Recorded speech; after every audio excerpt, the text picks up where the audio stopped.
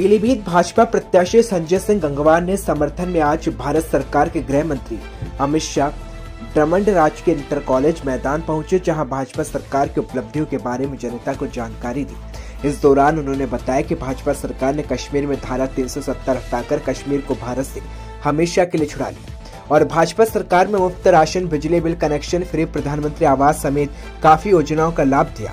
और इसी दौरान अमित शाह ने सपा सरकार पर निशाना साधते हुए कहा कि सपा सरकार गुंडों की सरकार है, जिसमें किसी को कुछ लाभ नहीं दिया।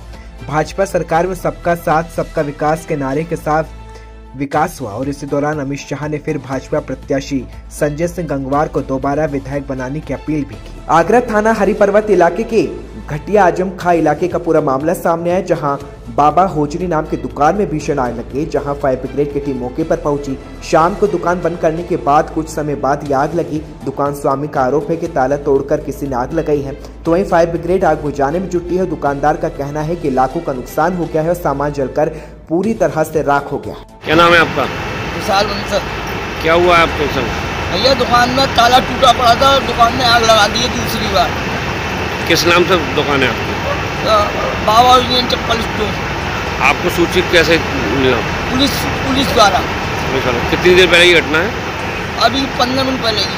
आग किस कारण से लगी ये नहीं मालूम पड़ पा रहा है? भैया किसी ने डीजल पेट्रोल डाल के आग लगाई है, आग बुझी नहीं रही है। अच्छा जी। किसी पे आपको शक है?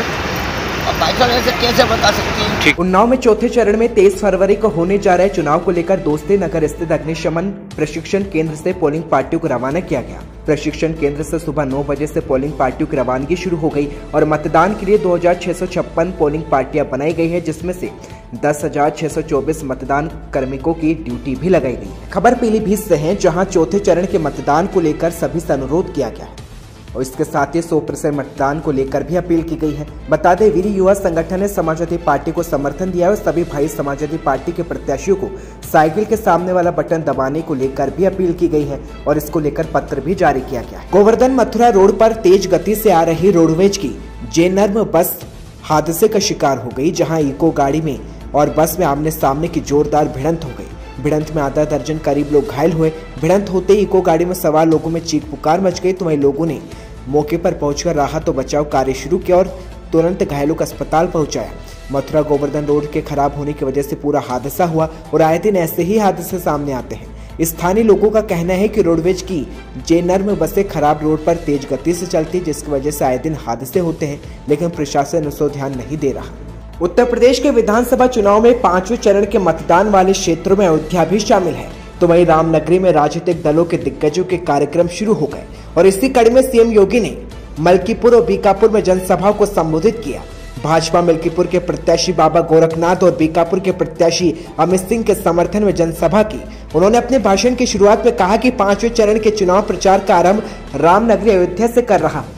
अयोध्या पहुंचे सीएम योगी आदित्यनाथ ने अपने संबोधन में जिक्र किया कि राम जन्मभूमि मामले में कांग्रेस सरकार ने राम मंदिर पर ताला लगवाया था, तो वहीं समाजवादी पार्टी ने राम भक्त कारसेवकों पर गोलियां चलवाई थी।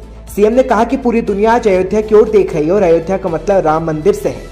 अगले वर्ष तक ये भव्य मंदिर बनकर तैयार होगा। अयोध्या को भव्य नगरी के रूप में स्थापित करना है तो यूपी में भाजपा की डबल इंजन की सरकार रहनी चाहिए। वहीं 2017 के पहले आपको बिजली भी नहीं मिलती थी। ईद और मुहर्रम पर यूपी में बिजली आती थी और होली दिवाली पर कटौती की जाती थी। वहीं अयोध्या का दीपोत्सव सभी ने देखा है। गरीब के घर में दीपक बनता है और फिर जब जगमगाता है तो पूरी दुनिया उसे देखती है।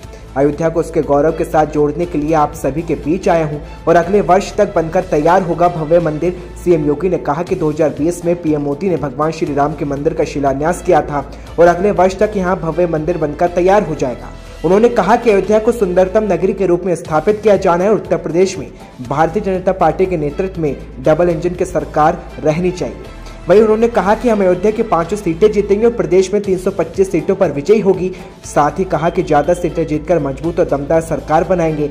सीएम ने लोगों से पूछा कि सभी को 2017 से पहले सपा शासनकाल याद है, जब प्रदेश में गुंडों का राज था, लोगों को अपने पर्व मनाने की छूट नहीं होती थी, लोगों के मन में अपराधियों का भय था। सीएम ने बोला कि भारत में बनी वैक्सीन समय से लोगों को मुहैया कराई गई और इसको प्रदेश की सरकार ने मेगा कैंप लगाकर लोगों को निःशुल्क पहुंचाया। उन्होंने वैक्सीन के लिए भारत सरकार और पीएम मोदी का शुक्रिया किया। साथ ही योगी ने राम जन्मभूमि मामले का जिक्र करते हुए कांग्रेस सरकार ने राम मंदिर पर ताला लगवाया तो समाजवादी पार्टी पर भी निशाना साधा।